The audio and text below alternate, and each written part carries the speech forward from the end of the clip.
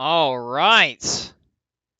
We are live, and I'm hoping that whenever I start unmuting people, that I can hear them because for some reason the Hearthstone theme song just decided, hey, um, we're gonna cut the sound off of it, and so I don't know if that was Spotify messing up for me or if that was something with my headset or my sound settings. So we're gonna find out, but we're not gonna worry about that just yet. We're gonna wait till I start unmuting people and figure that out as we go. We have our season finale, season one finale. When in doubt, blame Donde. That is correct. That is the THO motto right there. Engrave it in stone. Write it in the sky. You are in doubt, blame Donde. Um, where is Donde? That's a great question. I've asked Donde to be on it for the past, I think, like 4 weeks, and he has said he can't. So, when in doubt, blame Donde and ping Donde. Make Donde the new diamond. Anyways, we have our season finale for you tonight. This is season one, season finale. We will be after this show. We will be taking a short hiatus. While off-season stuff starts happening. Perfect timing with all the set changes coming in and whatnot. So we'll let the meta settle down a little bit, and then when seasons start up again, we will be back. So you're looking at after tonight. Our next show won't be until April 12th. Season 2 will start on April 12th. That's the first day of the you pinged on the general server. That is the first week, the start date of the first week of all of our series outside of Battlegrounds. So all the ones that people care about. That's a joke. I know people care about Battlegrounds. I just don't. Anyways, let's get to our cast tonight. We have our defending champion, Mr. Corridon. Welcome back. Glad to see you. How you doing? Yeah, doing well, doing well. Glad to be back. Glad to be on for the last one of the season. So I'm excited. Hopefully we can go out in a bang. We got some good guys on here, and hopefully I can keep my crown. I like the way it fits. Yeah, it looks nice on you. Not nice on you. Nice on you. I'm struggling with the words tonight. I don't know what's going on. I know what the problem is, Corden. Do you know what the problem is? I don't, but I hope you tell me. I'm with the boys and I haven't cracked open the cold one yet. Oh, there you go. There's a little Nova Oh Scotia yeah, for I you. got to get Cheers, that my friend. sound in the mic. Yeah, there you Cheers. go. Cheers. Cheers. I got some this is called You Cereal. You This is cereal. this is a blonde ale that's brewed with oats, milk, sugar, and Lucky Charms cereal. Oh my goodness. Wow. It's Um, it's that sounds a wow, sweet. if you've never tasted a beer that has a Lucky Charms Lucky Charms. aftertaste, Yeah. then you're normal, I guess, Uh, because I never thought I would either. But yeah. here we are. It's okay. It's not the greatest. It's okay. It's definitely better than you don't expect your beer to be sweet, I guess. No, and that's kind of what the Lucky Charms is like. Exactly, Whoa. Yeah. exactly. I just I got a local one here. It's called this Frig Off. Nice. This is local. This is brewed at a Nice. local brewery a town over from me. They do Yeah, lots gotta of support it, crazy man. beers. They have uh, a cinnamon toast crunch one that I tried a sample of last time I was there, and it was disgusting. Because it tasted like I was just drinking liquid cinnamon. Oh, And I'm not the no. biggest cinnamon fan. I mean, I like it, but I don't want to just drink, 16 ounces of it. Anyways, I haven't talked to anybody else yet. Let's go with Isicles next because I think out of everyone else on the show tonight, he has been on the most. So Isicles, how you doing? I'm good. I'm enjoying this beer talk. I kind of feel like I missed out not procuring something for myself.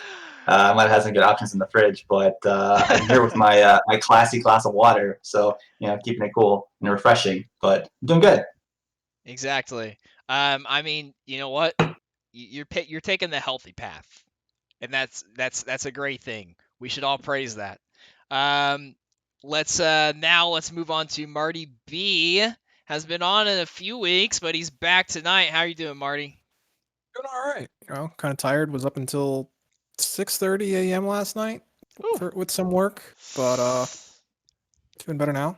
What So, time is it over there for you? well, I'm on the East Coast, so it's only 9 o'clock. Oh yeah, you're back on the. I keep forgetting you're back on the East Coast. I always feel bad pinging you, asking you to be on the show because I know before it was like really late into the AM whenever we started. What time was it before when you were doing the show? So, Sweden is 6 hours ahead of the East Coast, so it would be 3 a.m. there when the show came on. Holy cow. Yeah, Yeah, it I was a would fun not time. have blamed you for just telling me straight up no. I would have said okay. Yeah, that's fine. Not gonna complain about it. And we have a new member on tonight, and that is Dr. Fish. He's actually volunteered to come on before, but I've always found one of our regular guests to come on because we have a hierarchy system here in at around the saloon. There's an old-timey old English caste system going on internally, and Fish has now made his way onto the show. He's climbed his way up. How are you doing tonight, Fish? Man, I'm doing good. I'm excited to be on the show. You ready to? Are you gonna come in and sneak out a win as a first timer? You gonna pull the old just in time here? Yeah, man, let's do it. Another Tavern Talk member snagging one. Ron says I was apparently the top of the caste system. Well, you can't spell around without Ron, so yes. That's true. All right. Anyways, let's get right into it. We actually have a shorter show for our season finale. That's due to a couple of reasons, but one of them is, season's been going on for a little bit. As time goes on, you run out of topics. And on top of that, all of our series are in the off season except for Battlegrounds. So Yep. we have 2 THL questions for you tonight. Yeah, I know. Anyways, let's get right into it. Let's get into our mulligan phase. We have 3 mulligan phase questions for you. And the first one actually is a THL related question. This is related to our Battleground series that just started this last week. We had our very first week of Battlegrounds on Friday and Sunday. So we have our first set of results that have just came in. I guess they were just updated on the site, and we're looking at week 2 matchups now for Battlegrounds. But my question for all of you, we're going to start going clockwise, starting with Corridon like we normally do for our first question. Corridon, looking at the Battlegrounds series, which team do you have your eyes on? Which team is sticking out to you as maybe an early contender or a sleeper, a sleeper team that maybe people didn't talk about too much whenever teams are first revealed, and we've seen a week and they did really well? Who's really kind of just sticking out above the pack for Mr. Corridon? Yeah, for me, I mean, I played a few actually against the guys on this team. It's F2L, Silver. I think only one team had them in their top 5 during the opening stream. Itachi won his lobby first and then a second. And then THL Lemur got a first and a third, which is amazingly strong. And Blue Sombrero getting 12 points is good. Coles, unfortunately, didn't put up the best points, but Cole's played really well in the alpha, so I don't think that's a showing of what's going to happen. I think they're going to do amazingly well. Blue Sombrero was tied with the all over points last season, so I really think Blue's going to do extremely well. The 2 contenders were Itachi and THL Lemur, who we saw them on teams last season, but we didn't really see them doing extremely crazy well. But them coming out and swinging it in a first, a second, a first, and third, and some good fought lobbies is really strong. So my eyes are on F2L Silver. I think they snuck in under all those other big name Bob teams and concede your match. The Bob teams are in abundance this season. Pretty crazy. Yeah. I thought F2L changed their name to F2WP. Forgot to win playoffs. Fish, how are you doing tonight? Yo, I'm doing good. Good. So which team do you have your eyes on in Battlegrounds? I got my eyes on the champs, on Bob's Bounty Hunters. They won. They took it last season pretty convincingly. They got up to a rocky start this first week. Hoppa Bear, Pocky, and Andraste all getting 12, and Jump Float only getting 3. But we are obviously just in the first week. I want to see if they can. I figure they'll make playoffs. I mean, they were really strong last season. It would be really odd for them not to make it again, and see if they can compete for that championship and go back to back. Oh, we haven't. Oh, never mind. I do multitasking and see someone says wait, and I thought something was about to happen, and it was literally nothing. Oh man. Yeah, I know. Um, yeah, I would hope our defending champions make playoffs, but as THL tradition has gone fairly consistently in the past, previous winners in multiple series fairly often just don't make playoffs the next season. It seems to be a consistency in THL. So hopefully it works out well for the Bounty Hunters, but we shall see. Isicles. Let's go front running. Let's take Bob's Babes, a team that right now is on top of the standings. The only team across the entire Battleground series where all 4 players are in double digits after the first week. Now that's consistency, and that's a mark of a good team, a team that prepares well together, that plays well together. You got to have some good teammate synergy when you're in the BGs. You got to make sure you're not killing each other off, and then also a shout out to our casting with Steffi. I caught the broadcast of the BG match on Sunday, and her commentary was excellent. I enjoyed it immensely. So I think that's both a testament to her knowledge as well as an advantage for her being able to scout out the other teams, being able to kind of get up close and personal with the lobby that she's not a part of. So give me the front runners. I'll go chalk. I'll go Bob's Babes, team number 1 right now as the early favorites for the BG series.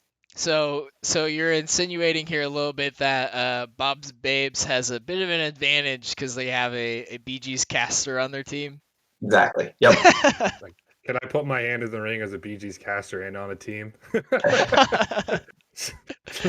Maybe.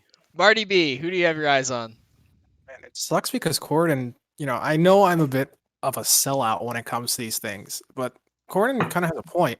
I saw Itachi building the F2L Silver team, and he really wanted to get into a team where he felt that he could communicate a lot better and really plan things out. And now that he's able to do that with his own team, we're seeing the success. And I don't think it's a surprise at all. And the fact that people were leading him out of the top 10 is kind of crazy to think about, considering when Itachi gets really competitive in something, he doesn't stop until he gets a championship. Being one of the most decorated players in THL, he's gonna want to get that boat again. So I really can't sleep on F2L Silver. There are other players like Coles. I know he had a rougher time, and it came down to an 82% that he lost that made him do so poorly on Sunday. But really, that team, I'd watch out for them. I think they can do a lot of things, and it's not going to be as simple as Bob's Babes or Bob's Bounty Hunters or even Concede Your Match coming back and taking it all. So, alrighty, I would love to see 2 Bob's teams in the finals, just for the sake of there being 2 Bob's teams. That's it. Mhm. All right, let's move on to expansion stuff. So, excuse me. I would expect, most the thing that's on most people's minds right now is the upcoming expansion. I suppose there's also a rotation as well, and maybe a core set, but we've talked about that in the past. We're gonna talk about the expansion. That's fresh. So let's just do some generalized questions with the expansion, kind of polarizing questions back to back here for our other 2 Mulligan phase questions. We're gonna start off with sleeper cards of the set, though. So the entire set has been announced now. You've seen some initial reactions either from the community or from your own personal reactions. I know everyone in here, is pretty active in the community. Maybe you've watched some streamers do some card reviews. I know I watched as much as I could of I think it was Orange, Pheno, Hunter Ace, and Tyler who did a card review of the entire set earlier today when it took hours. So looking at the entire expansion so far, Marty B, we'll start with you. We're gonna go reverse order here. What is your sleeper card of the Forces and the Barons set? What is your honestly, as dumb as it is to say, what is your broom of the Forged and the Baron set? Because people were saying broom was going to be an awful card whenever it was first announced. At least card reviewers were, and they were obviously very wrong. Yeah, card reviewers have no idea what they're talking about, clearly. As we saw with people like Trump rating Quarter Creeper 1 star. Listen, I only card- watch Trump for star reviews because they're the most entertaining. Because half of them are wrong. But with that said, you're looking at a card that's probably in the card dump that people are going to glance over and not really take a strong look at. And the one that sticks out to me is a 3-mana 3/2 in Rogue. Field Contact. After you play a Battle Cry or combo card, draw a card. Okay, so the team said that they were going to have a bunch of new draw engines. They feel much more comfortable printing draw, which is great because, with more draw, people can get to their win cons and we can have more fun that way. This card, however, is a 3-mana Auctioneer. Okay, Auctioneer hasn't been played in like 2 years. Remember, it was nerfed when it was 5 mana, and it was played a lot when it was 6 mana. Now, you're not using spells, but with all the mana cheat that Rogue has and things like Shadow Step and now Cutter Butter, you're gonna get a lot of 0 and 1 cost cards to play with Field Contact. And that means you're gonna be drawing a lot. Okay? Only a 3 mana, drawing like 4 or 5 cards. That's insane. This is going to enable a bunch of degenerate combos. Rogue is just going to refill in a single turn and have a ton of tempo and value throughout the mid and late game. It's going to be insane. There's no way this doesn't see play and isn't one of the best cards in the set. Yeah, actually, that was so I wasn't able to catch a ton from their card review, the Orange and Pheno card review, and one that I did catch was this card, and they pointed something out that did not cross my mind when I originally saw the card, and that was Pinflinger, because Pinflinger is a battle cry, so you have your 3 mana, play a battle cry or combo card. And then you play your Pinflinger and you keep getting it back to your hand, and you just continually just drawing through your deck like it's no one's business playing this 1 mana deal 1 damage spellburst bullshit card. I want that card deleted. I have so much disdain for that card, and it's not the annoyance, it's just so anti-fun. I'm not gonna get into it. Anyways, I love it. I agree with you here. Isaac-Luz. So I think the answer is Serena Bloodfeather. It allows you to remove their tempo while developing your own. So I think that's always going to be a good card. No, but seriously, I think the card that goes with what Marty B said is the Efficient Octobot, which is a rogue minion. I think it's a 2-mana 1/4 mech. Frenzy, reduce the cost of your hand by 1. So you were just talking about mana cheat and rogue. Well, here you go. This is a freaking Emperor Thorson. You can run 2 of them in your deck. You can bounce it and run it again. I mean, this pairs with Pinflinger, it pairs with Broom, it pairs with Backstab, it pairs with so much in Rogue that they're just going to be able to make their entire hand free. And we've seen Rogue do some crazy stuff anyway. Not to mention they also get more draw with the Silverleaf Poison, which allows them to draw on attack, put on that weapon that increases durability every time it gets poison, and it becomes immune, and Rogue just sits there, controls the board, draws as many cards as they want. So I think Rogue is like the sleeper class of this set right now. And I don't know necessarily they're going to be overlooked because Rogue is always pretty crazy, but those cards to me just stand out as being pretty ridiculous right off the bat. And the other card I want to throw out there for an archetype that doesn't get all the attention is something that gets played a lot, probably more than it needs to be, but in terms of the raw power rate. But Mage gets a card called Refreshing Springwater, which is draw 2, and if you draw a spell, you refresh 2 mana crystals. It costs 4. So basically, if you're playing no minion mage, this card's free. And you just get free 2 draw, which is pretty nuts. So I think that card alone like rockets up the no minion mage in power level. And that deck is shown to be pretty flexible, whether it's going crazy with Deck Lunacy or going late game with Cthulhu. I mean, there's a lot of things you can do with that, and just getting a free draw too is pretty nutty. So I expect we'll see that card bringing that deck back into prominence. I will say though, I don't think anyone is calling that card a sleeper. Yeah. I think that's on everyone's watch list for possible. Well, I don't want to say nerfs. I don't know. We'll see. They did ban Pot of Greed in Yu-Gi-Oh. So, and this is Hearthstone Pot of Greed, right? Dr. Fish. See, I don't know if this card's considered a sleeper or not, but I have my eye on Sunscale Raptor. Hunter, 1 drop, 1 mana, 1/3, Frenzy, shuffle another Raptor into your deck with permanent +2/+1. That's pretty insane. Like, I haven't gotten much a chance to see what other people are saying, but I looked at this card when I first saw it, I was like, all right, I'm playing this in like every Hunter deck. Card is amazing. And then the flavor text is also great because the flavor text is just, and they don't stop coming, and they don't stop coming, and they don't stop coming. It's great.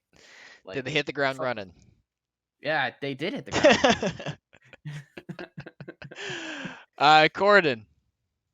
All right, so I love this card, and it's kind of a cheat because it includes about 6 other cards, but I like Cargill Battle Scar. All right, the 7 mana 5/5. Summon a 5/5 lookout for each watch post that you've played this game. Ooh, so even if you just play 2 watch posts, you get a 7 mana 15/15. That's to me insane for a 7 drop. I mean, that's kind of similar to I mean, it's not what's the Divine Shield gain 2 things or whatever, the rush. I can't remember the minion right now, but the reason is I don't like all of the outposts. What I do like is the Farwatch outpost specifically. Can attack. It's a 2 mana 2/4. After your opponent draws a card, it costs up to 1 more. So as everyone was talking about, Rogue is the cheat class and can cheat mana. This is kind of the anti-cheat. You want to draw your cards and you want to get through your deck faster. That's fine. I'm going to make them cost more, especially with like spell damage Rogue. You want to draw like massive amounts with your conjurers. Then they all cost 1 more. Yeah, you've got a sorcerer, but you're counting on those mana buffs, and now your sorceress actually just brings your stuff back to normal. So now you need your Incanter's flows more than anything to actually to do that. So I think the Farwatch post is good, but I think also the Battle Scar coming out as a 7 mana, even if you play 1, it's a 7 mana 10/10, which that's just fine. That's just good. I think it's good tempo. If you don't hit any of them, the 7 mana 5/5 is, it's not great, but it's not the worst we've ever seen either. You know what, the first card that came to my mind when that was announced, and I don't remember the name of the card, but it was a mage legendary that was summon a 5/5 dragon for each spell you played this game that costs 5 or more mana. I don't know if anyone remembers the name of this card. It was played a lot in Control Mage with the Jaina Dragon Collar. Yes, thank you, Ron. Oh yeah. Yeah, so that's okay. that this reminds me of that card a lot. Not just the board of 5/5s, but it's essentially the same thing, but replace 5 mana plus spells with watch posts. And that was used as a finisher as well. But this comes down on 7. Like I simply said, that came down on 9. So I think it's great. I just, you get to play stuff too. On turn 2, a 2/4. I mean, that costs you can't draw if you're anything. So if you do, your stuff just costs more. Just flat out. This is just gonna be a question of an outposts are good, I guess, right? Yeah, I mean that's the thing. If outposts are good, I think he's all right. Even if you just play the 2, the other ones are all right. They're just a little bit more mana expensive. But and like Crossroads needs you to have a board because you get +1/+1. After your opponent plays a minion, summon a 2/2 grunt. I mean, that's not horrible. It's a 3 mana. I mean, the watch posts literally go 2, 3, 4. Like, that's Yep. mana efficient. Let's transition this into the opposite.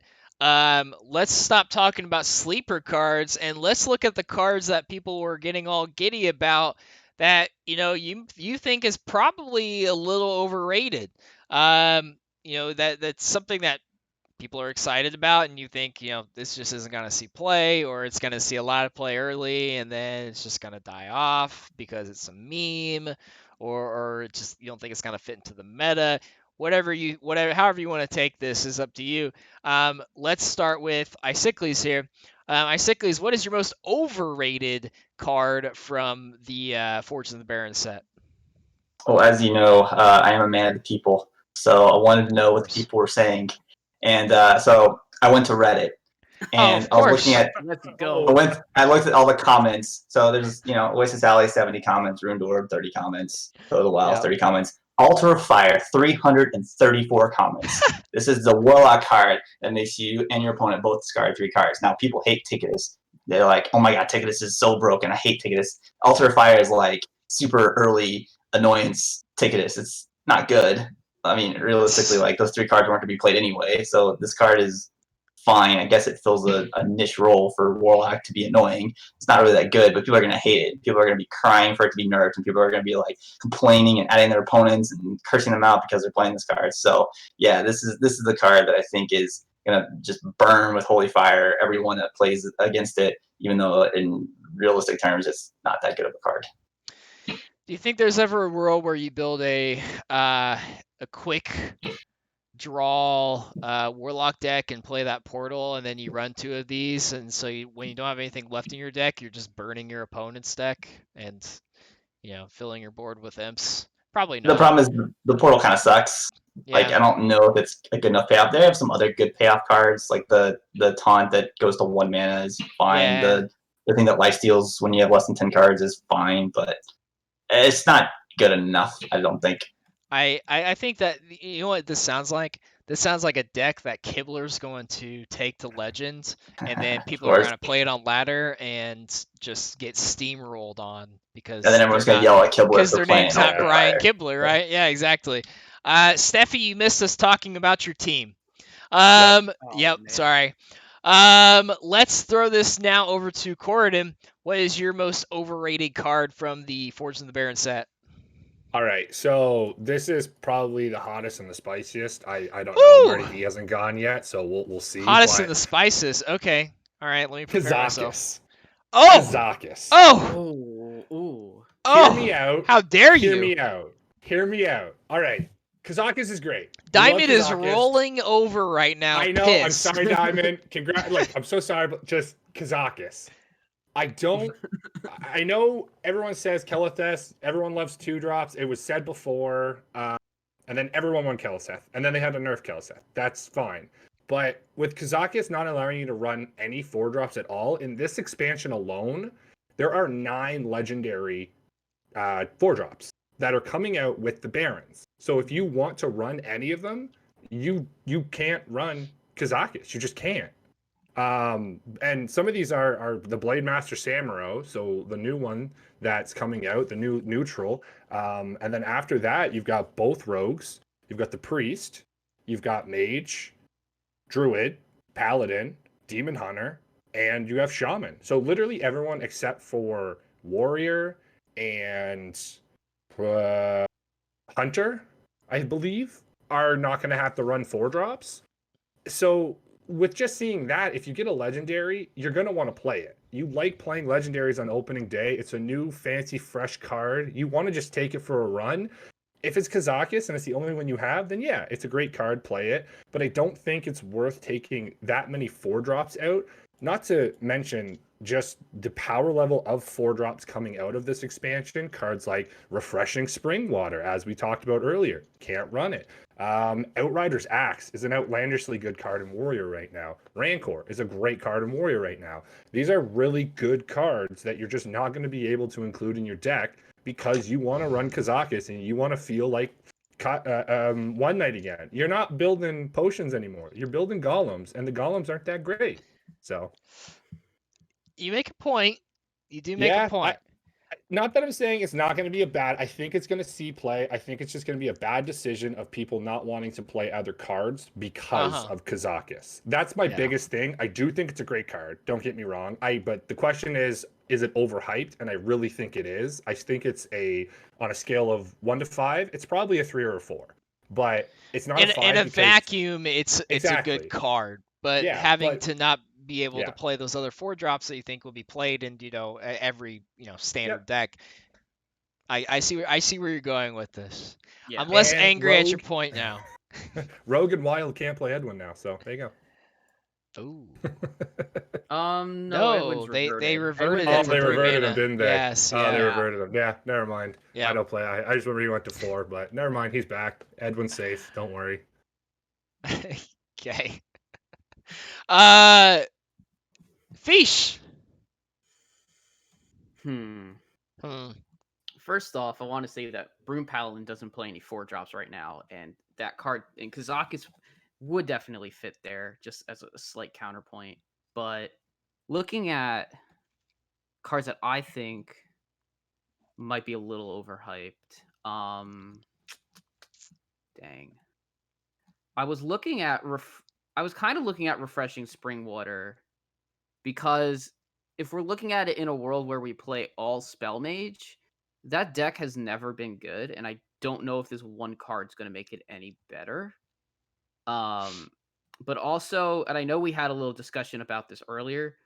I wonder if people might be overhyped. I don't know what people are saying about Wildfire. I think Wildfire isn't going to be that great, but I don't know if it's a super overhyped card. My whole issue with this entire category of what's overhyped, what's being underhyped. But I'll tell you this: I'm excited to play Wildfire. Yes. I don't know if I don't think it's gonna be that great. I don't think but it's gonna be that great. from someone who likes to play Mage, it looks like fun. I know. I really want to play this card. I'm gonna play this card. I'm gonna play this card in some decks, and then I'm just gonna realize it was a mistake. Very likely. I love the concept of this. For it's less mana for pretty much like what a Koldara Drake did, or what Arcane. It's kind of almost not as like Arcane Amplifier is. I don't know what 3 mana 2/5 increases your hero power by 2, and that doesn't even see play. But I think this card might work only because of the support. But I'm gonna say people are gonna love the idea of having your hero power do damage to everything, and it's just end up being bad, and it's just not gonna work. We shall see. I will make it work. Watch. I mean, I would love to see you make it work. If anyone makes it work, it's Mako. You know what? This could be a Kibler deck maybe too. Oh, it's 100% gotta be a Kibler deck, and I'm gonna copy and paste that code, and I'm gonna tank my rank. Heck yeah. Yeah. When I was talking about those people who would bring the Kibler decks in the ladder and not win with them, I was talking about myself. Marty B. Marty B. Let's see if he goes with his real answer or his meme and reads a copy pasta. The people have spoken. They want to hear the copy pasta first. So I'll do that. Por qué no los dos? I'll go and give my real answer after. But Okay. first, I gotta cover something. We're getting this card for free, and apparently the people of Reddit think it's freaking busted. Okay. Which one? We get like 3 cards for free, so Here I'm we go. excited to see which one this is. We have to ask the reasons to continue playing. Considering the really insane power creep we've experienced for the past couple months, but in particular with the Dark Moon Fair mini set, which actually empower the already established top tier decks, and with some insanely broken cards like Mancrick, Brand plus Mancrick for 6 mana gives a 2/4 that doubles a Battlecry, a 3/4, and 2/3/10, which is 620 in stats, that pushes for 6 to the hero face as soon as it's drawn. The time is sad for this 8 years old game. Mancrick seems like the god tier aggro card and might push Rogue into tier S due to his draw power. Are people happy with the direction the game is taking? So yeah, my meme answer is probably Mancrick. Okay. But with that being said, my real answer is Let me find the card again. It's one of the watchtowers. The 3/5 watchtower, when you summon a minion, or when your opponent summons a minion, it summons a 2/2. Yeah, Morshan Watchpost. That's what it is. Can't attack after your opponent plays a minion. Summon a 2/2 grunt. Okay, and the reason why I think it's pretty overrated is because I was talking to some people. Won't name them, but they look at it and they said this card is a 3/5 with soft taunt, and it summons a 2/2 charge whenever your opponent plays a minion. That's great, but we know 2/2s are not all that threatening after turn 3. They don't really do much. Okay, we've seen, other minions play 2/2s past turn 3, and those 2/2s rarely ever matter unless you're flooding the entire board with 2/2s. Okay, there was that card that summoned a 2/2 for you and your opponent. It was a 3-mana 3/4. Some people experimented with it in Odd Rogue when Odd Rogue was a thing during Year of the Raven, and the card wasn't all that broken or great. The extra 2/2 usually didn't really matter. So the thing is, this also can't attack. And not being able to attack means your opponent doesn't have to worry about getting hit in the face. So they're feeling no pressure whatsoever from the watch post. The one that people claim is the best one. And with no pressure, they can plan around how they want to go. Like with current aggro decks right now, how many care about board all that much? Right? If they're curving out, they're going to play bigger minions than a 2/2. And the 2/2 isn't going to help you remove their minions. If they're a hyper aggro deck that floods early, they're going to have a bunch of burn by turns 5 and, by turns 4, 5, and 6, so that they can kill you anyway. This card just isn't doing much against the decks that I think we're going to be seeing. And yeah, I could see play, but it's not going to be something that's, just a staple in control decks. It's really not all that busted. Yeah, I've seen some people compare it to Tar Creeper. Because you have to deal with the Tar Creeper. It's 3/5, annoying as shit.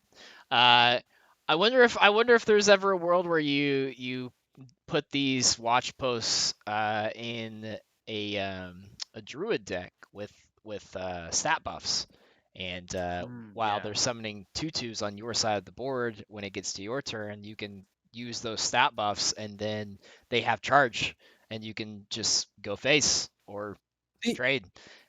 Speaking of face or trade, hey, transition. Hey, face or trade round. Yep, I know, Marty B. I cut you off. I liked it. You're gonna keep on going. You go on forever if I don't stop you at some point. Let's It's okay. You like to talk. I do too. People don't tell me to shut up. I'll just talk by myself this whole show. Let's do face or trade round. We have it. Steffi says it's a strat. It really is a strat. Why do you think Ron always makes finals? He just doesn't shut up and gets all the points, but he ends up losing. So let's do face or trade, and we're gonna be starting back. Never mind. I lied. Marty B started the second question. We're starting with Fish. Fish hasn't started yet. And reminder in face or trade, you're going to choose face, which means you agree with the statement. Trade means which means you disagree with the statement. We're going to keep talking about the new set. We have 2 questions about the new set, and then 1 question about Scholomance. Yes, we do. It's a diamond submitted question, actually. So take that as you will. But we have a diamond question coming up too. Let's go. So starting off, first question in face or trade, Dr. Fish. I make the questions. If someone sends it to me, it's one less question I have to make. Okay, don't at me like that, Steffi. Dr. Fish, let's talk discard lock. You already talked about it a little bit earlier, so this works out really well. Face or trade, discard lock is going to be at least tier 2. Ooh, at least tier 2. Yes, meaning it could be tier 1. Yeah. Or S tier if you want to even go above that. Wow. No. Oh, I love going face. Going face is great. I'm gonna trade though. I don't. I might be proven wrong, and I know that this has synergies with cards like potentially like Nomi and Ticketus and like getting rid of your whole deck, making like I don't even know if the portal card's that great. The Niru Fireblade, more than just doing something with Nomi, like and Nomi hasn't seen play for a while. I think this deck might be like up to tier 3. I don't quite seeing it making that tier 2 mark. Although I do like the idea of this, except I don't really know if it's necessarily discard. I guess it's discard lock, but it's discarding your deck rather than your stuff in your hand, like we have Yeah. now mainly. I do like the Baron Scavenger card, but I don't know how fast you're going to be able to burn through your deck to make that card worthwhile. So I'm a bit skeptical about this deck, but hey, if I end up being wrong, then I'm wrong. All right, let's see if Marty B is going to refer to this in standard or wild here. Marty B. All right. Well, I know you want to focus on standard with the new set, and you're talking about the new cards. I so do, but I know you're a wild primary player, and I didn't I am. specify, so I am, but I do all feel your- that this falls under both standard and wild in this set. okay. You call it discard lock. I prefer yes warlock. I didn't know. I didn't Yeah. have a better name for it, but you get my So- point. Yeah. So the reason why, yes warlock comes from the original yes paladin, where it was 29 1-mana spells and Skulking Geist, where you would survive until turn 6, drop your Geist, delete your whole hand and deck, just everything you had. Your opponent would be looking, and they'd be left speechless, and all that you would have to say is yes. And that's basically what this deck is, because half the time you're deleting your win con. Okay, you have 3 different cards. 2 are 2-ofs. So you have 5 cards that you can run that are supposedly payoffs for deleting your deck. Yeah. But more often than not, you're deleting those cards. So if you're deleting your win con more than half the time, how are you supposed to win? You just delete your deck, delete your hand, and say yes. Yes. So, yes, I'm going to trade. Okay. Took you that long to say trade. Yeah. Corden. I got a trade here as well. I like to don't even really call it disco lock anymore. I call it like burn lock because you don't get any of the good of discard anymore. Really, you're just burning cards, and as Marty B said, you can just burn your win condition, and it's gone. And we saw a card very similar to the big Niru Fireblade in Fire or Netherwind Portal, and where it summoned 2/3/2s. This is a board, so this is 6/3/2s. I mean, yeah, at the end of the game, that's great, but it's not really a substantial way to do anything. And if you alter a fire twice, you burn 6 cards. That's great. Well, you could burn a lot of your cons. You could burn your scavengers. Now you don't have any taunt to actually fight back on board. You want to burn your new blood shard? Well, you just lost your lifesteal to actually stay in the game. And I guess with Warlock, you can tap, get the cards you want, but I mean, if you're taking damage and then burning cards out of your deck to try and stay relevant on board with so many aggro decks, especially with how Rogue we see right now is so crazily aggro and spell damage mage, how fast it can go. I really just don't see how this deck can stay on board and stay relevant without dying when it gets to those later turns. Personally, with the expansion, there doesn't seem enough support. Maybe a mini set could get us there, but even with the cards that we see now, like is Hand of Gul'dan staying, or is it gone? It is. It should be staying. It's staying. Okay, so I mean, that's probably the best card. But if you burn and don't discard it, again, you're just upset because these cards don't discard; they all burn, which is very sad. All right. Sorry. I'm Very sad. It's okay. It's just very sad. turning down Marty B a little bit. Someone's no, it's not a Am I loud enough for you? not an attack on him. Someone said he was a little too loud, so I'm turning him down a little bit. Am I not loud enough for you? I think they want you to be louder.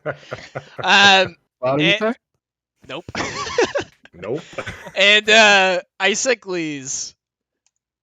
Everyone else traded for completely legitimate reasons. I mean, when you're relying on a couple specific cards to win the game, and you have a good chance of discarding them, that's what made the original Quest Warlock inconsistent. But I'm gonna go face, and this is why I'm going face, because we have not talked about the MVP card of this deck, and it's a Okay. card that exists today. Okay. It's currently in standard, and Okay. everyone's always focused on corrupting it. It's Ticketus. Oh, Ticketus has Ooh. an uncorrupted effect, which is discard 5 cards of your own deck, which means you get to play it on turn 6 as an 8 and get even closer to your win cons and your cheap taunts and your lifesteal and your infinite imp portal. It's so great. It's perfect. Ticketus was born for this deck. Let's forget about corrupting it. Let's forget about trying to burn out priests when they just steal it from you and burn your own deck. Let's talk about uncorrupted Ticketus. Let's talk about Ticketus in his pure form, the way he was meant to be. Let's go with tier 2. Not tier 1, tier 2. Tier 2 is good enough. Okay. Yeah. Tier 1 might be pushing it. Alrighty. Let's move on to another. I guess this isn't a deck yet. This is a one specific card. But could be seen as a bit of a meme. But was announced today in the card dump. After the reveal stream. And we actually talked about it, the 5 of us, before we went live. And I'm talking about Celestial Alignment, which, to be honest, has one of the best card arts of the set, in my opinion. Yeah. It's a beautiful card art. But a 7 mana Druid spell that sets both players' mana to 0, and then changes all of the mana costs of the cards in both players' hands and decks to 1. So, yeah. The question now is, and we'll start with Corridon. There we go. The question now, Corridon, Celestial Alignment is a meme card and will not see play. Not question, statement. Face or trade. Yeah, that's face for me. I'll love Ron, and that's face. This is a meme card. You're essentially resetting you're spending 7 mana to do pretty much nothing. I mean, it's not nothing. Obviously, it has an effect, but if there's a board situation where you just can't deal with it and you're spending 7 mana to then change your cards to cost 1, maybe you can fight for the board with I don't know what druid has any hard removal or any board wipes anymore. They don't. They don't. They've always had an issue with that. So you need to be ahead on board to play this card, which I don't think you're ever going to be. Plus, once you play this, everything becomes 1 mana. So everyone thinks coin, everyone thinks innervate, everyone thinks lightning bloom. Well, they all cost 1. So you can't play it the turn that you do this. Your opponent actually gets to play their hand however they want to. Yes, they can only play 1 card, but what if your opponent just slams, I don't know, is a druid and slams Ysera before you do? Or what if they play, I don't know, just some crazy, outrageous big card? What if it's a mage and it slams that 10/10 and just deals 10 to everything and 10 to your face? You know what I mean? It's just not a card that's going to be. I don't think Druid's going to have a way to keep on board, to fight for it, to make this. I think it's going to be played because people love meme decks, right? They're going to find a way to do it. And on the flip side of it, let's say your opponent does nothing with that 1 mana. You get 1 mana now. Okay, great. You're going to Lightning Bloom. Well, you've overloaded yourself for 2, so you actually can't do anything a turn after, and you've only gained 3 mana. So you could do something this turn, but then you've overloaded yourself again. So I don't like it. I think it's memey. I love the card art 100%, but I just don't think it's going to be a viable way to play any style of Druid. Okay. Let's see if anyone agrees with you here. Fish. Ooh. Is this meme card or no? Man, I really love this card for almost all the reasons, exactly the reasons Corridon said. Like, it presents such an interesting concept, and Druid is a type of class that because it has ramp cards like Overgrowth, Nourish, I really, really want this card to be like even a tier 3 or tier 2. Like I just don't want this card to sit in the level of like maybe it works once every 20 games. Unfortunately, I am, you know what? Screw it. I'm gonna go trade. I think this card is gonna get something. I think that Druid, if it's obviously not dead at this point, because we don't know what this meta is gonna be like. We don't know what this upcoming expansion is gonna be like. True. Like against slower decks, this card can work because this, with the combination of all the other Druid cards, can create a situation where Druid just gets insanely ahead super fast. Guardian Animals costing 1 is really strong. There's like I think like cards like Mark of the Spike Shell, where if that like that even getting reduced by 1 is really good. Just the cards that I'm seeing from this expansion alone, combined with what we have, I think that this card will see play. I think this card, it may not be the best, but I think it's going to see play, and there's a chance it's just really strong. Already. I think you made a good point there, actually, about wait, no. Wait, was that you? Or am I getting mixed up with chat? Oh, Shit. I don't know. I'm mixing up your words with chat's words now because I'm multitasking. Or maybe it was my own thoughts.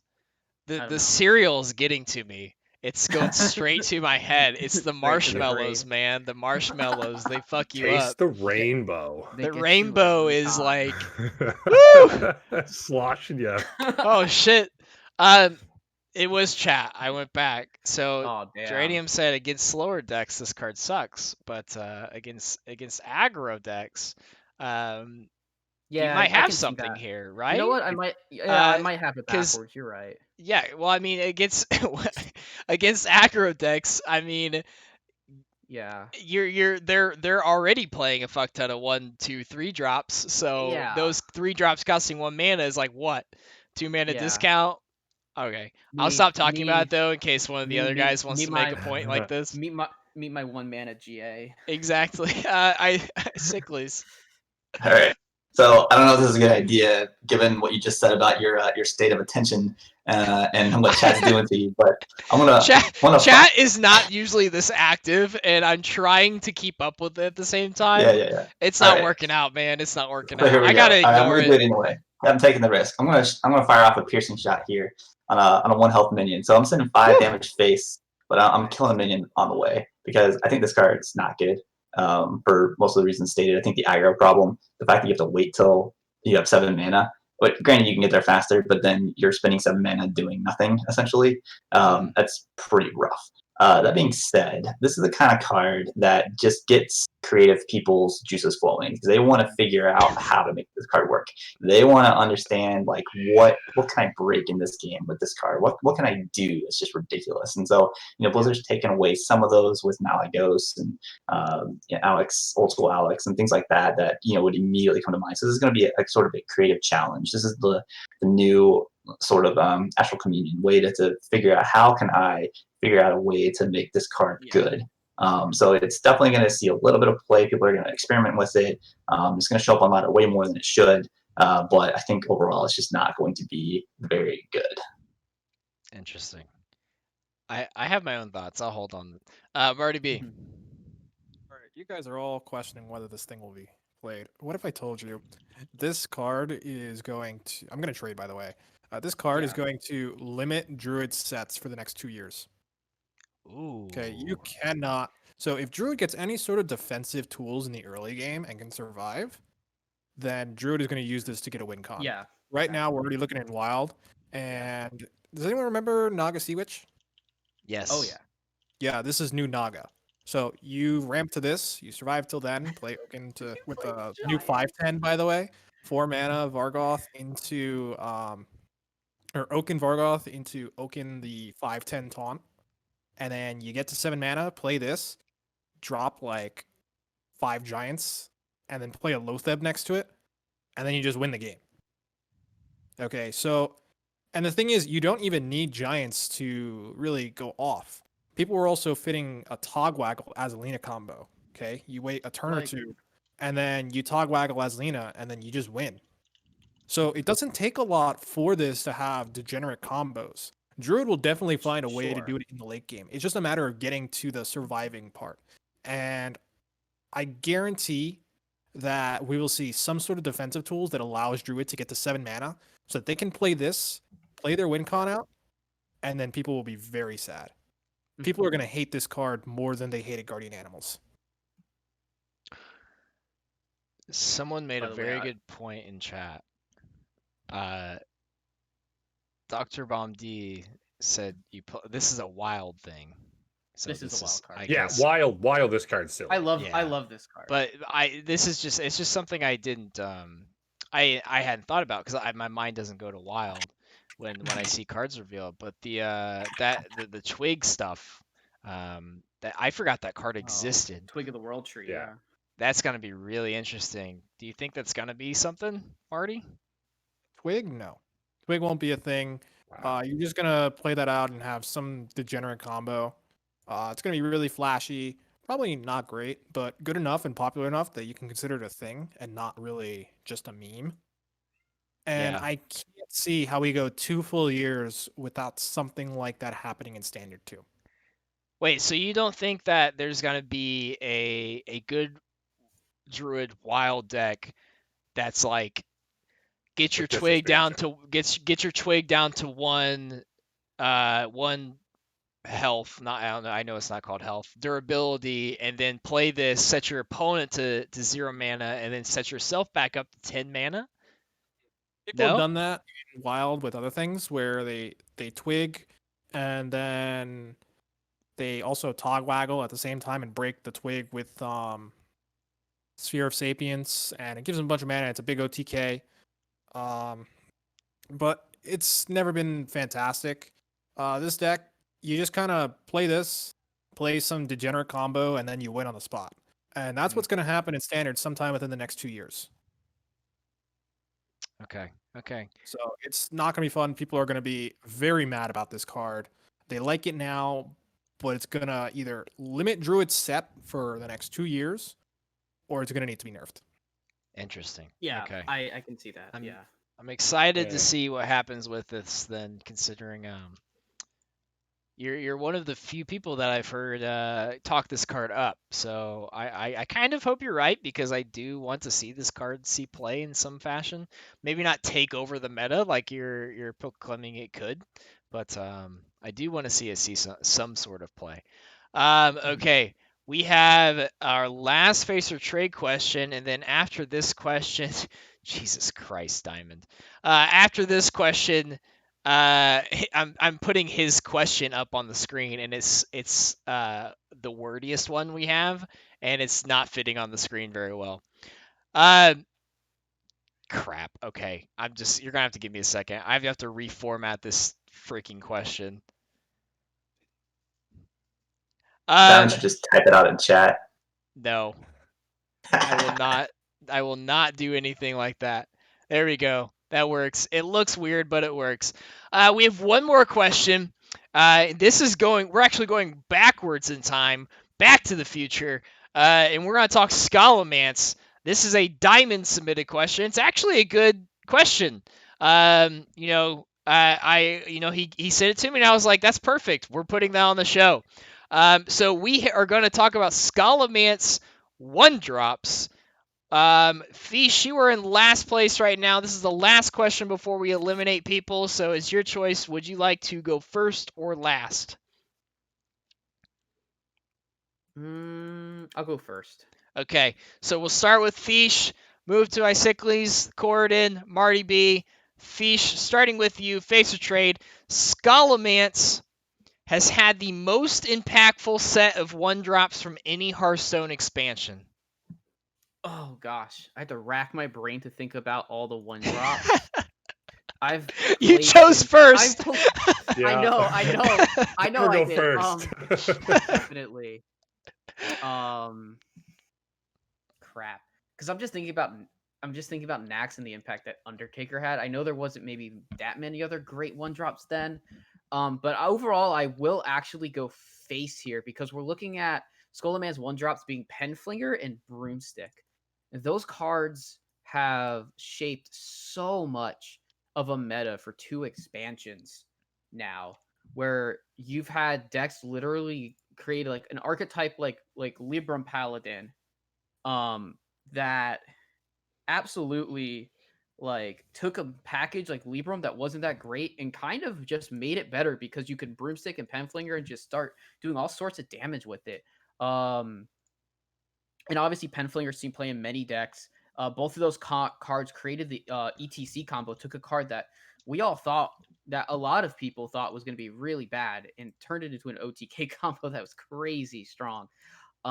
So yeah, I think definitely that and I'm definitely leaving off some one drops from Skullomance. Like Spirit Jailer is a really cool card. Obviously, it's very limited in what it does, but it's a 1 mana 1/3 that starts rolling on the Soul Fragment win con or Soul Fragment decks and like from like Demon Hunter and Warlock.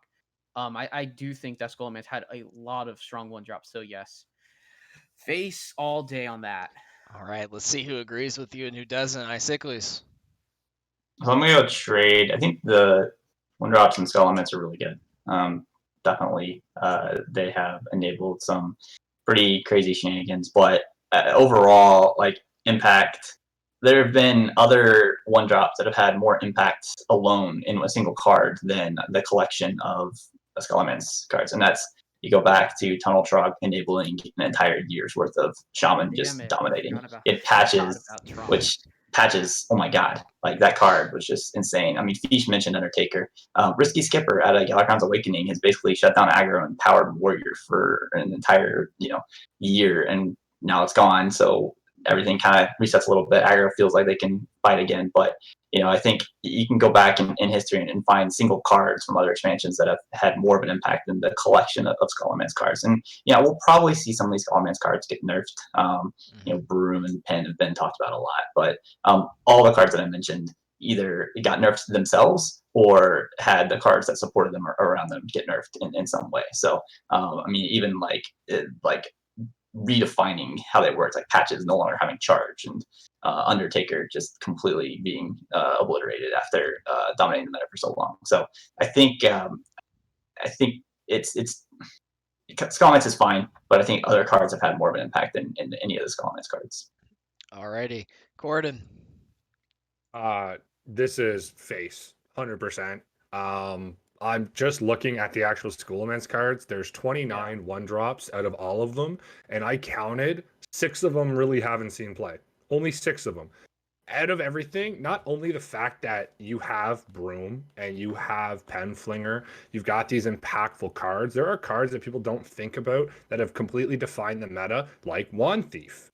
If Wand Thief wasn't a thing, I don't think World Kick Rogue is as crazy as it would be, because you can just constantly pick up Wand Thief and discover mage cards as a rogue to burn down your opponent or do outrageous things as your opponent. Every single mage card that was a one drop was played. You have Lab Partner, Brain Freeze, Devolving, Studies, and Wand Thief, and out of all of them, 4 of them were dual class. So that right there tells you you can play one drops in multiple classes and have as much success in any of them as you will. Wave of Apathy. Priest will always take a Wave of Apathy. At first it was Wave of Apathy, steal your guy. Now it's just Wave of Apathy, you can't kill me, so laugh in your face. It has impacts in both Wild and in Standard. I was watching the Wild stream the other day, and I didn't realize how much of an impact Wave of Apathy has on, I can't remember, it was a board flood turn that he just waved and killed, and just he couldn't do anything. He couldn't get to his big turn. I can't remember 100%, but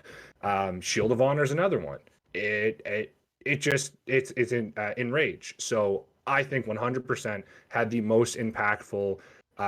Spirit Jailer saw play in Demon Hunter, like 29 cards, 6 of them didn't see a hard play, and then the ones that didn't, it was like the Carrion Studies, which is discover a death rattle. So it's a little bit fun. It's a memeier card. You saw it a little bit. You didn't see it competitively or in, a half decent deck, but you did see it. So I 100% would say these were the most impactful ones.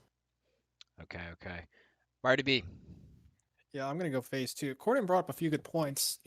Saying one drops is a bit disingenuous. We should have just expanded this to, one cost cards in general, because not even were the one drop minions insane, the spells were even crazier. Okay. Demon Companion, Spirit Jailer, we have Adorable Infestation. Then there's the deck defining cards, okay? The archetype defining ones with Gibberling. Okay, Gibberling created an entire archetype by itself. It single-handedly revived Token Druid. Okay, I know people talk about Arbor Up being the card to push it over the edge, but really without Gibberling, that deck doesn't work nearly as well. The whole point is to flood the board with 1/1s, and then your opponent can't do anything about it. It's one of the most powerful cards that we've seen in the last year. Wolpertinger also coming by. When you draw it with 2 mana, draw a beast, buff it, +2/+2. 1 mana, 6/6. It's insane. Lab Partner also pretty much start the core part of spell damage mage, and even Cyclone Mage for a little bit. Lab Partner just fitting in so many of these mage decks and enabling them, just making other cards better. Brain Freeze was a staple mostly in World Kick Rogue for a little while too. Devolving Missiles, seeing play throughout Mage and a little bit of Shaman. Primordial Studies also being there with Lab Partner to push those archetypes. Corden touched on Wave of Apathy. I was actually on the receiving end of that Wave of Apathy. Very unfortunate. That was pretty much the only way my opponent could win. Shield of Honor made Enraged Warrior insane. Okay, we cut Rampage, which was 2 mana, and now we pay half the mana cost for +3 attack, which is what we wanted in the first place, and now Divine Shield. It's just utterly bonkers. Even when we look at Priest, it only received 2 1-cost cards, and one of them wasn't played, but it's a 1/4 minion.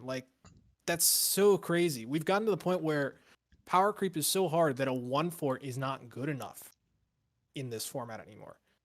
Okay, so you can't say that anything really compares. And then we're still not even talking about the most powerful 1-cost card in the entire set, and probably the most powerful 1-cost card printed this last year, and that's Secret Passage. It was so strong. 1 mana, draw 5 is insane. This card was nerfed before it was added into the aggro weapon rogue that we see today, and it's still a huge problem. This card is a huge offender as to why that deck is busted. Okay, even drawing 4 cards, it's insane. You can't compare this to anything else in the format. There's just no other set with this many powerful 1-cost cards. So I think a couple of us got a little confused on what a 1-drop is, because a 1-drop is specifically referring to minions. You did make good points about spells. And someone else talked about spells too. I think it was Corden. But I a 100% 1-drop, because you drop it on the board, right? When someone says a minion. 1-drop, they're referring to a minion. But that's okay. You I'd guys still face it. Yeah, you guys Yeah. still made good points about the Yeah. minions there, or about the spells there. Okay, we're at the end of our first trade round, and we have a tie. For our second person moving on to the duel round. So Marty B is obviously moving on because he's at 13. Fish sadly will not be moving on because he's at 11. So he'll be dropping. But we are at a tie for that second person. So what I'm gonna do, and this is gonna feel bad for one person and feel good for 2 people, is since it's the season finale, instead of doing a tiebreaker to go for the second person, we're gonna have a threesome in the duel round, and Whoa. we're going to make this a 3-way for our last 2 questions to see who takes home the prize. Prize, Sounds quote good. unquote. You get nothing but a pat on the back and a fake crown. But sorry, Fish, you did finish I'm with good. 11, so you didn't Hey man, that's tie. fine. So hopefully you'll come back next season. Yeah. But I'm gonna throw you on mute, and then I will unmute you when we get through our duel round, and we'll talk to you again in a little bit. All right. This is our first 3-way. So welcome. I'm gonna reset our points here, My and first time, be gentle. we will be as gentle as we possibly can. But we got two really good questions for you here. This is just Ron, a disaster. Ron is starting with man. negative points next season. Next time he is on the show. He is never winning a finals again. I didn't. Oh man. Anyways,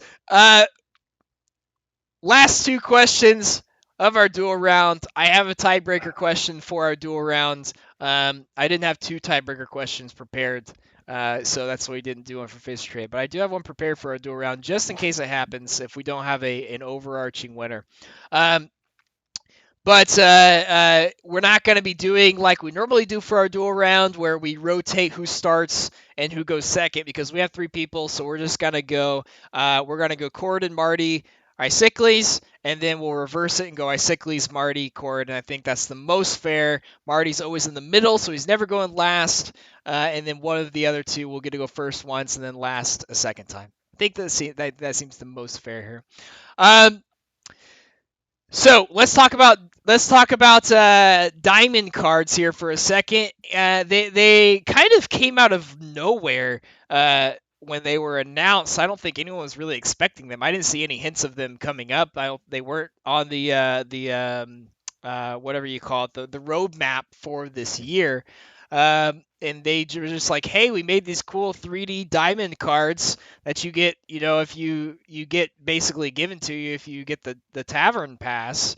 And I was like, oh, sweet, sick, nice, I'll take it. Free legendaries, they look cool.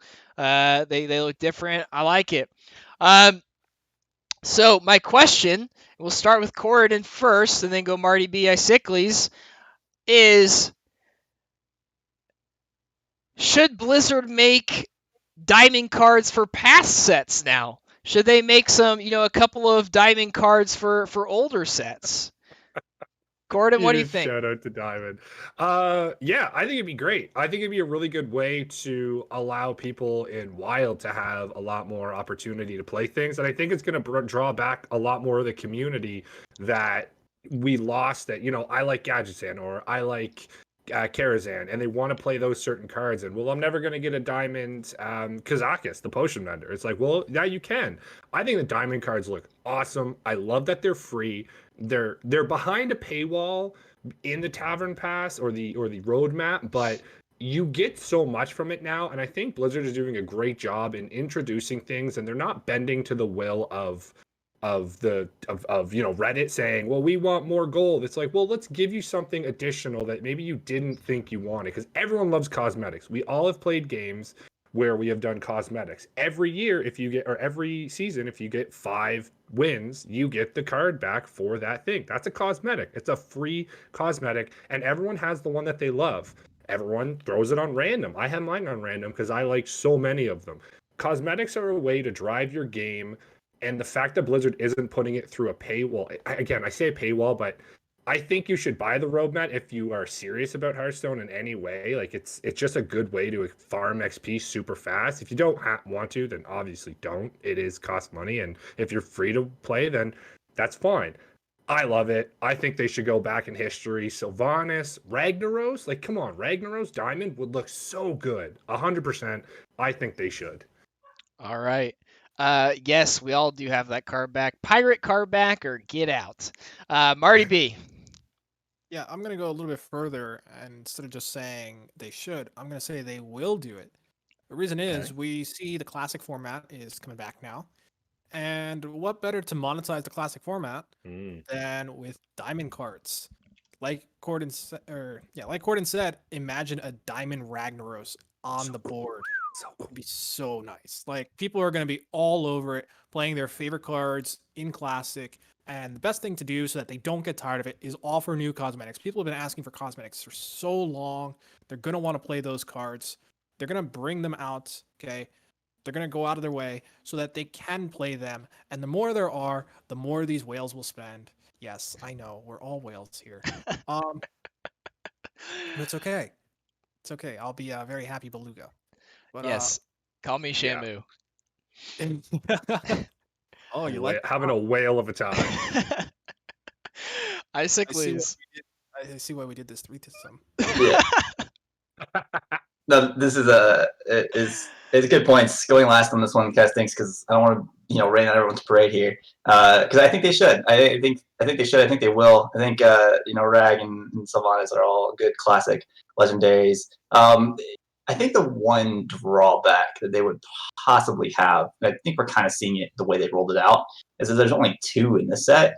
You've got Samuro, who's kind of like the all-star of the set. Then you got the Shaman legendary, which, okay, sure. If you like Shaman, congratulations. If you aren't a fan of Shaman, well, sorry. But it's just a weird thing for them to do overall, trying to like balance which classes get the diamond cards. And it seems like it's a lot of work too, because they only released 2.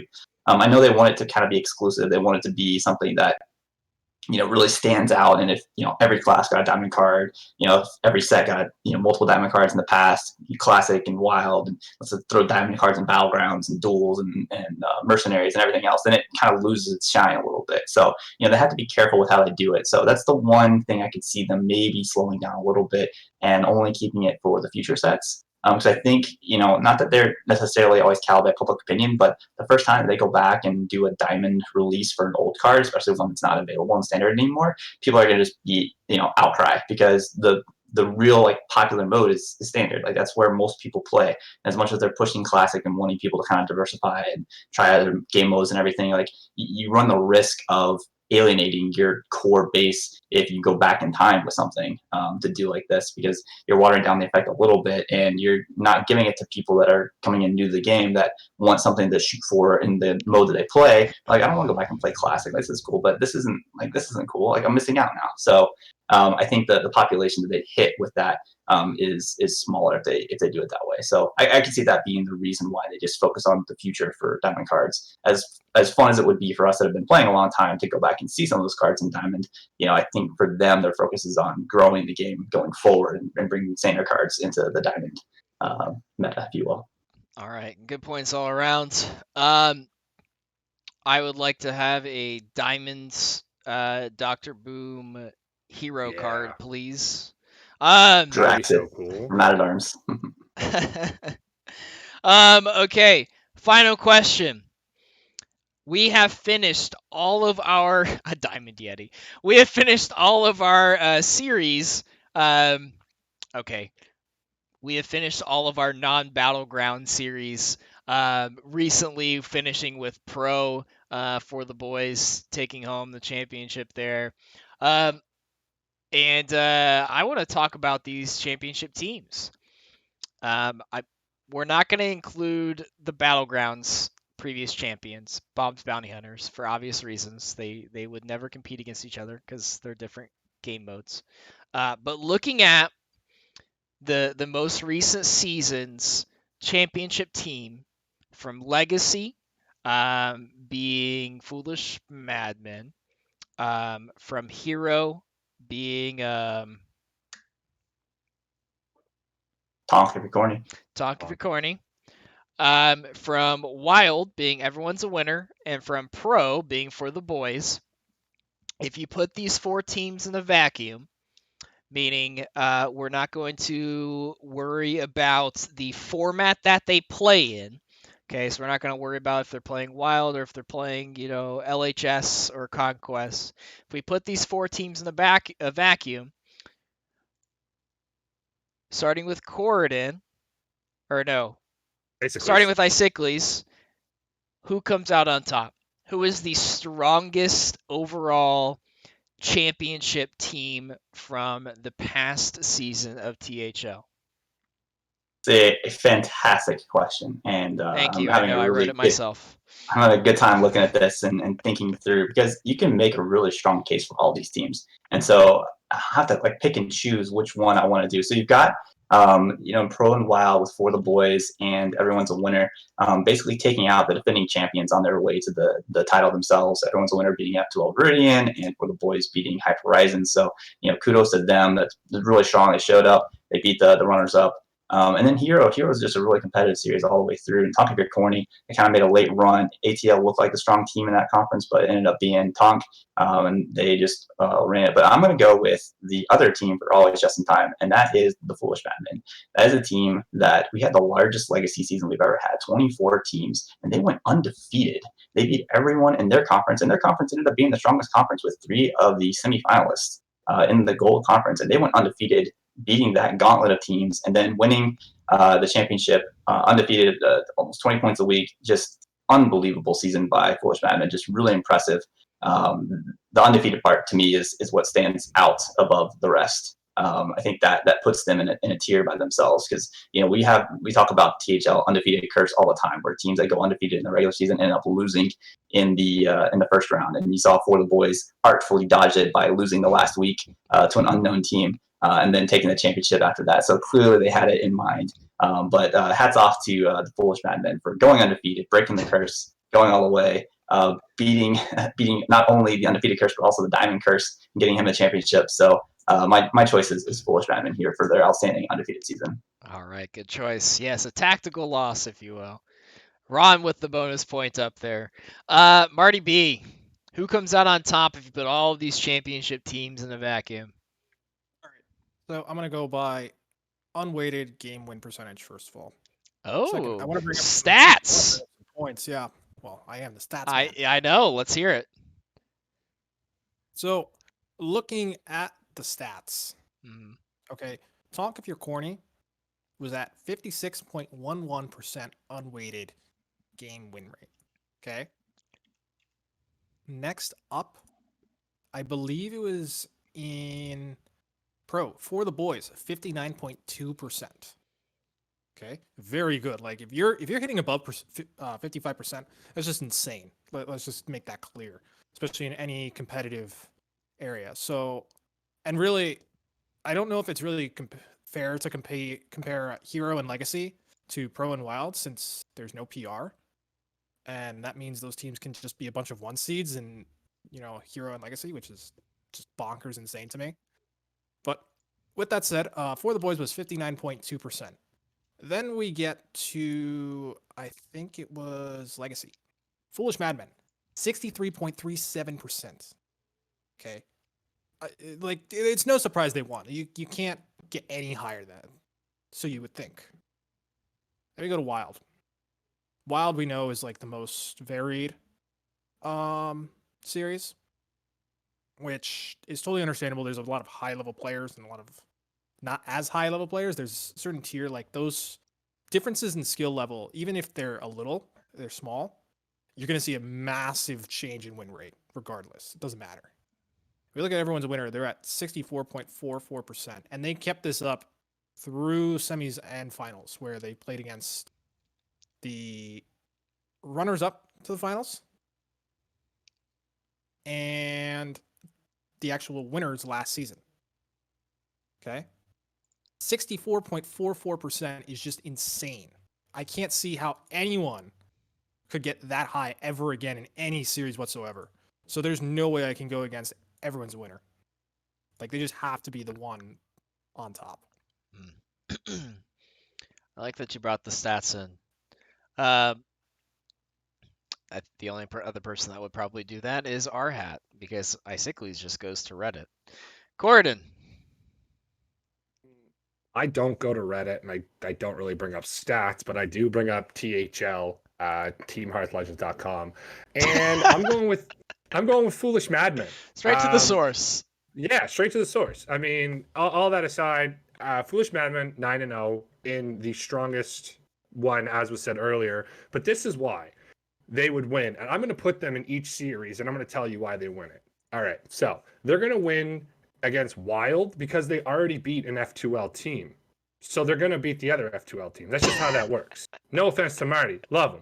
But that's just how that works. You beat one 2 F2L team, you beat all the F2L teams. That's just math. F2WP. And they can't win. They can't win. So that's fine. So then we go to Pro. Foolish Madmen look like a pro team in Legacy. That's how outrageous those PRs are, with 3 guys at 500 and the rest of them playing out of their brain. they look like a pro team, and to go in and to come into pro, I think they would do absolutely just as well. If not, they could win the whole thing. They look insane, absolutely crazy like a pro team. Now for Hero, it is a bit tougher. Can't really, you can't really compare. They don't. You go compare PR to PR. Yeah, they win everything like that, but I just have to give it to the fact that I think Just in Time 9-1 would play better than Just in Time 4-5. That's or 6-5. That's just math, right? I think the Legacy Just in Time plays better than Hero Just in Time. So right there, you've got to win. How can you disagree with that? And it's Diamond's team, and we just talked about Diamond's cards. One of the best captains out there. So Wow. Sucking up the Diamond there. Diamond's not the host.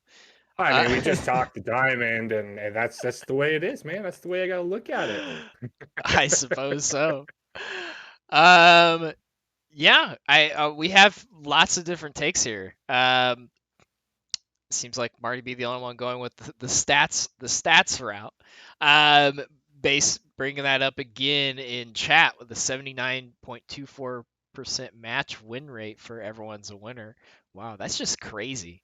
I did not know that. I don't pay much attention to Wild, so I did not know that. But that is absolutely insane.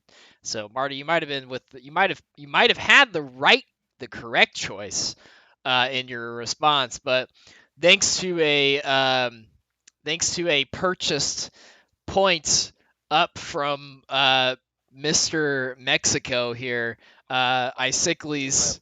Myself. God damn it.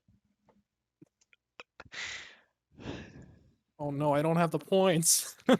Someone All right, we have a tiebreaker. else. Thank you, Rice Bowl. Hold on to your seats. Can I make this a three-way? Hey. Oh no, we're going for round 2. No, I'll keep my points. That's fine. You guys. I don't know if I'm ready for another three-way. We just finished the first one. Let me type out the tiebreaker question here. Marty B and Icicles with the tiebreaker. Sorry, Corridon. No one bought you a point. That's all right. I win my. I take my wins honestly. I don't need people giving me points. That's how I won this crown last time. I actually got. Yes. Ron tried to hurt me last time, and he hurt me again. So Ron, I'm coming for you. Yes, Ron, it is too late because I am typing the question right now. So we're declaring this question to be over and moving on to our tiebreaker. All right, we have a tiebreaker question. I can't copy and paste this one like I do all the other ones, so you're gonna have to give me just a second to type this out. But I want to talk golden cards. So because I am, like we talked earlier, a whale, and I like to get golden shit in my Hearthstone cards. So let me type this out.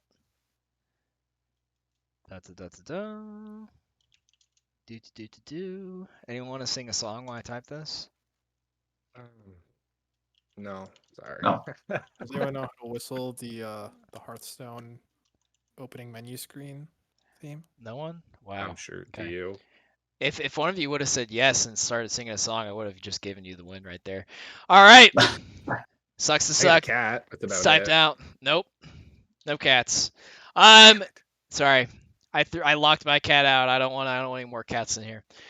So, Marty B, Icicles, tiebreaker question. Icicles, what is the best day 1 golden legendary craft? Tell me, what should I craft day 1 golden? Hit me You with want to it. craft? What am I You want to crafting? craft? I'm not giving wanna- points. I'm just picking whichever answer I like the most here. Okay, I'm not doing another tiebreaker. You're gonna have Which to. one? No. You pander to me. Let's see. I know that you like yourself some shaman. You like yourself some mage. Let's avoid the shaman card because shaman you got the diamond card already. So let's go with mage. Let's go with the 10-10. Let's go with the hero power. Let's just commit. Blizzard has given us all the support for the hero power. mage decks. So let's just go 10 mana, 10/10. You drop this bad boy, and you show everyone who's boss because you are destroying everything, and you're doing it in gold. You're doing it in style. That is the craft, Morgrith. Okay. I was already gonna craft him day one. He's holding a fucking guitar. Are you kidding me? Oh, yeah. That card is You wanted screaming music. my name. It is moaning my name in my ears, and I'm so excited to craft that golden. Marty B, you have a tough one to follow, but fun fact, Icicles did not name my favorite class to play. Marty B, what should I craft day one golden? Well, I'm gonna say, Legendary. let's make our opponents mauled. Okay, people like Corden or Icicles over here. Okay, he wants to play as Mordred's Fire Eye. No, we're not even gonna get to that point. Okay, we're gonna play the Broken Bonkers card combo with Bran Ronsbeard in gold. We're gonna play a Golden Mancrick. Okay. Golden Mancrick is going to summon a golden 3/10 from our deck, and it's going to kill him on turn 6 with 2 3/10s coming out of our deck, just exploding the hero power. It's going to be glorious, and they're going to look, and they're just going to be spamming the WoW emote, and they're not going to even know what to do. You're going to make so many friends. It'll just pay itself off in the first week. You watch. Okay. You know, as much as I like that answer, I will not be crafting that day one because it is given to me for free. Although that has not stopped me before. I crafted Golden Reno hero card as soon as I was able to as well. So you can't give Icicles a point down. I'm not giving points now. I'm just picking a winner.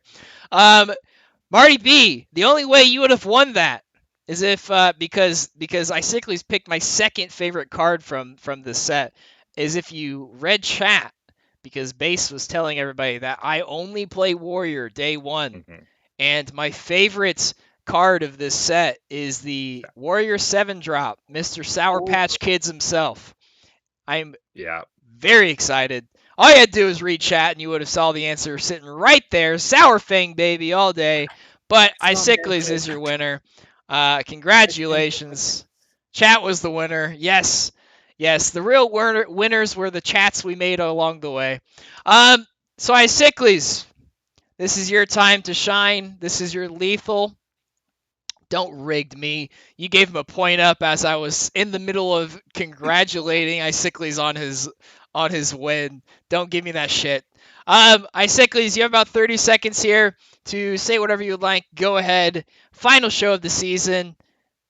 Hopefully you'll be back to defend your new crown, starting with episode 1 of season 2 on April 12th. I'm going to try and make a new crown for us. We're going to get rid of the Togwaggle crown. That was season 1 crown. And we'll have ourselves a new crown for season 2, hopefully. Icicles, you have the floor. Go ahead. All right. So as the man of the people, let me just shout out chat for tonight. Mako, you said yourself that it was the most engaged chat had ever been. You were having a hard time keeping up, having to read everything, capture all the points, and then chat coming in with the point up for the finals contestants, just throwing everything into chaos, making sure that they had a voice in who the winner was going to be. So shout out to Ron, shout out to Rice Bowl, shout out to 6JJ, however many J's that is, trying to win at the end, not panning out. But shout out to chat doing all the work here tonight for the answers portion with Mako's great questions. So well done, everyone. Mako, you are the leader of chat, and chat is your following horde. So congrats to everyone, and we'll see you next season. We will indeed. And I don't know how many J's there are either. Every time I put it into our team sheets, I just copy and paste so I don't get it wrong. A lot of J's. There's 6. I'm still going to copy and paste because I don't trust that. It looks like there's like 10 when they're all next to each other. I don't know if it's my vision or what, but 69 J's, do it. I well, actually, you can't. There's a name cap, which stinks. Okay. I was going to say let's unmute everybody, but Fish is the only one muted. Let's unmute Fish. So, final episode of the season. Icicles is now our most winningest guest ever so far with 3 total wins, which Ron pointed out in chat. I wasn't sure if that was true or not. We have a few 2-time winners. But yeah, you are our most winningest guest. Marty B coming up just short. Have you won, Marty? You know, I haven't won enough, and they're both rigged. At the I same, did win once, and you that did was okay. That's gotta ask. everything You was say fair and answer my balanced. question. I won once, and that was fair and balanced, but the rest has been rigged. Everything, yes. Yeah, it The was the well, old actually, yeah, the old Sami Zayn mentality. Everything's against you. I Yeah. got it. I got it. it was Oh, no. That was actually also rigged to be fair and balanced because you didn't want to look rigged. Mm, okay, understandable. I mean, isn't everything rigged because I'm deciding who gets the points on the fly? So This yeah. is why we need it's, the it's a rigged show, right? Yeah. Yeah. Sorry. Only thing Sorry, missing not is sorry. Day. Yep. The only thing missing is Done Day. I wish. Um. Okay. So a couple of things before we head out. More than a couple. I have a few things since we have everyone here still. Um. First off, we have Hearth Center tomorrow. Fish, you can help me out here. Um. We have a double Hearth Center, correct? Can you tell Yeah, we everyone do. about that real quick? Yes. Cool. So, So yeah. tomorrow- oh, I can go ahead, whichever. I called on Fish. Oh, I'm so sorry. Please. Yeah.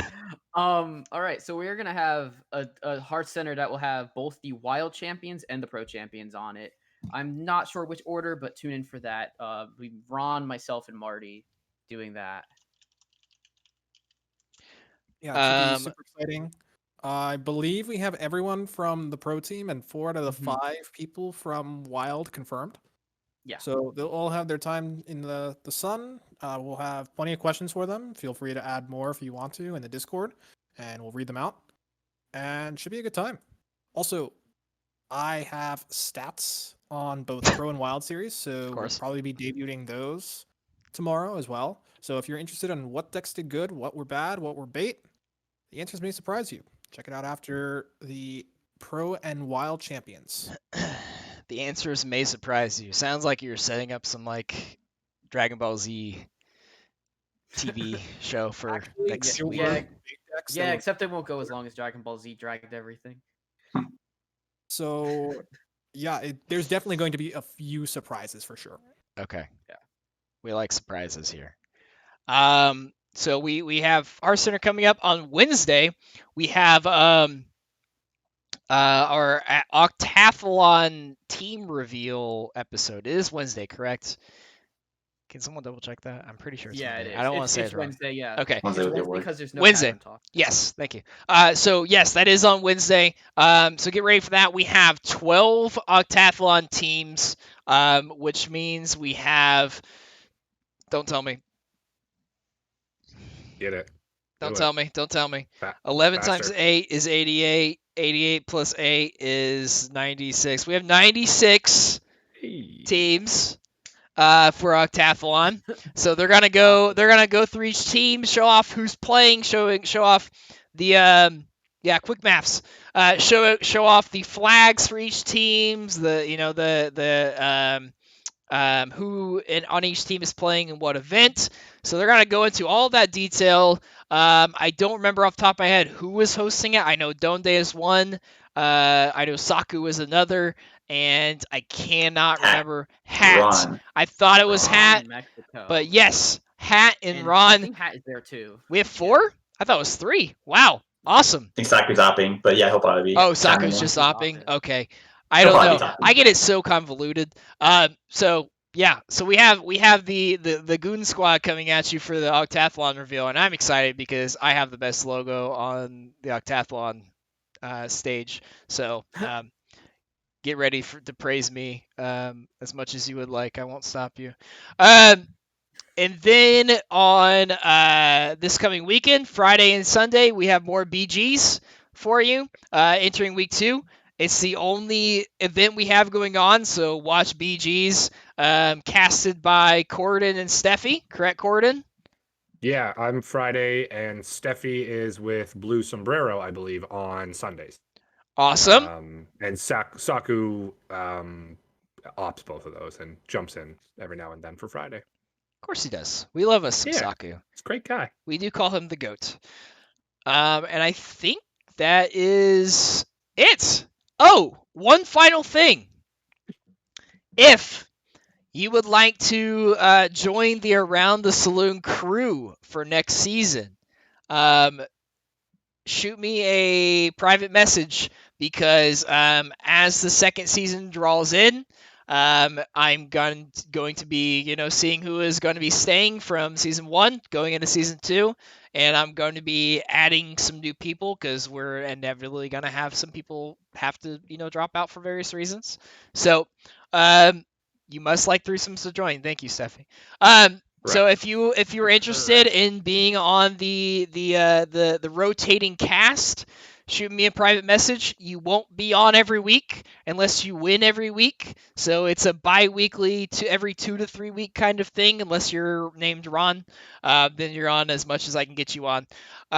So if you're interested in that, shoot me a message. We'll talk. But otherwise, have a great the next 3 weeks, and we will be back on April 12th. And I already have a private message. That was really quick. I haven't even closed the show yet. Okay. Let's get out of here before Ron and Steffi just flood the chat with threesome talk. Everybody wave goodbye, and we will end the stream. Thank you. You all waved this time. Last week, someone didn't wave and had to yell at him. See you later.